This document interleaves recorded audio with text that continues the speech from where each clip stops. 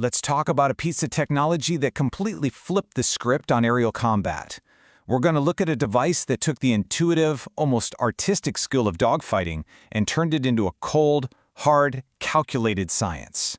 This is the story of a mechanical sniper that literally changed the skies forever. Okay, just stop and think about that for a second. I mean, really, put yourself in that cockpit. This wasn't some video game, right? This was the life-or-death reality for fighter pilots every single day in World War II. The engine is screaming, the sky is just a blur, and you're both hurtling through the air at a combined speed of over 700 miles per hour. How do you even begin to solve a physics problem like that? For the pilots flying the legendary F-4U Corsair, trying to get a bead on a nimble Japanese Zero was exactly like that. It was like trying to shoot a ghost. The enemy was there one moment and then just gone. A phantom dancing right at the edge of your vision. Hitting one of them felt less like marksmanship and more like you had to be some kind of psychic. And this gets to the absolute core of the problem. It's called deflection shooting. See, you can't aim where the target is. You have to aim where it's going to be. That means these pilots were basically performing high-speed trigonometry in their heads, trying to calculate speed, angle, distance, all while their bodies are being crushed by G-forces and their minds are just flooded with adrenaline. It was a truly staggering mental challenge. Now look at this number, and let it sink in. 200 feet. At a pretty typical combat range, it took your bullets about half a second to travel to the target. In that tiny little sliver of time, an enemy plane could move 200 feet. That's, what, more than half the length of a football field?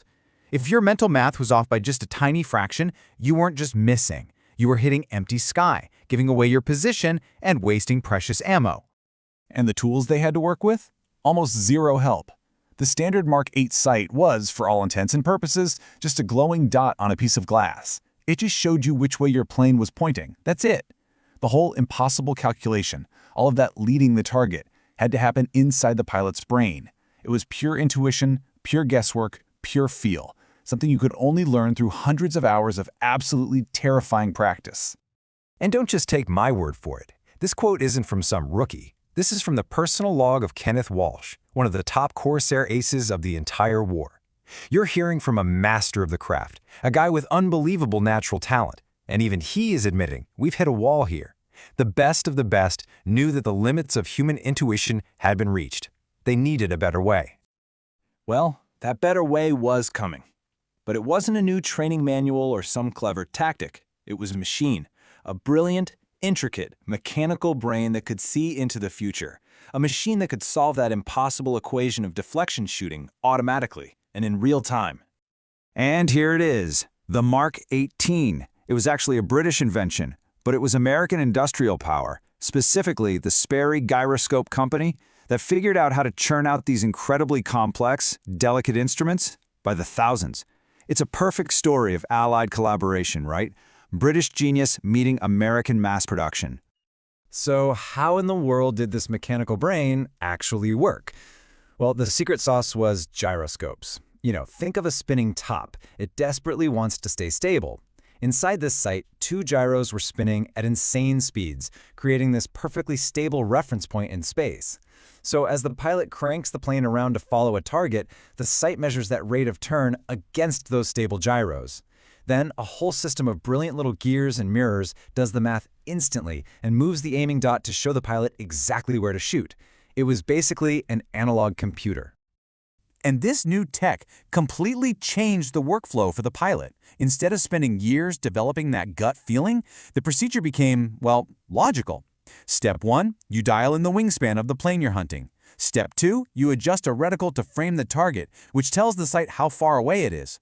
And then step 3, you just put the dot, which is now moving all by itself, on the enemy plane and pull the trigger. The machine does all the hard thinking for you.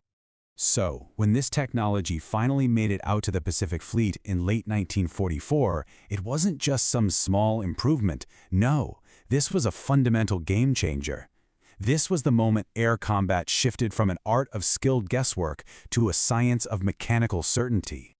And this pilot's quote from a letter home just says it all. Lieutenant Robert McClurg.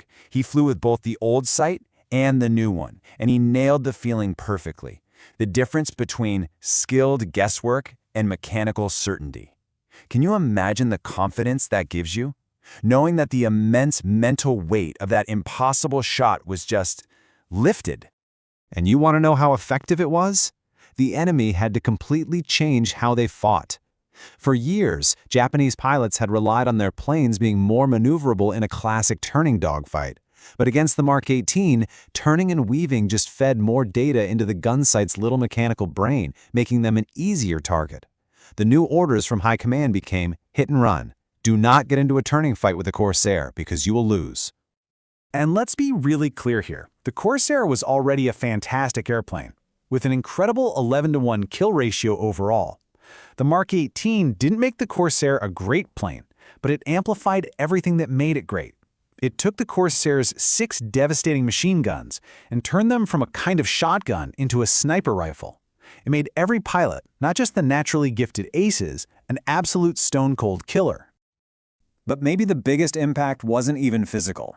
It was psychological. After the war, interviews with Japanese pilots revealed this profound sense of technological helplessness. They felt that it didn't matter how skilled they were, how many years they'd been flying, this machine could outthink them.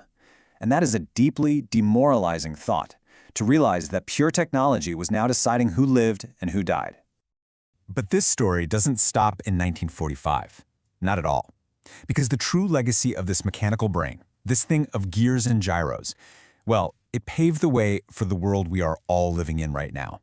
A world that is being defined by this partnership between humans and intelligent machines. Just look at the acceleration on this timeline. It's staggering. We went from relying on pure human skill to a true human-machine partnership in the space of a single year. A few years later, you have guided missiles that take the pilot even further out of the equation. And today, we have fire control systems that can identify, track, and engage targets with very little human input. The Mark 18 was that critical first domino to fall. And that's the ultimate point here. This was never just about a gunsight. The Mark 18 was a proof of concept. It proved, for one of the first times, that a machine could outperform a highly skilled human at a very complex cognitive task, especially under the insane stress of combat. It was the dawn of a new age.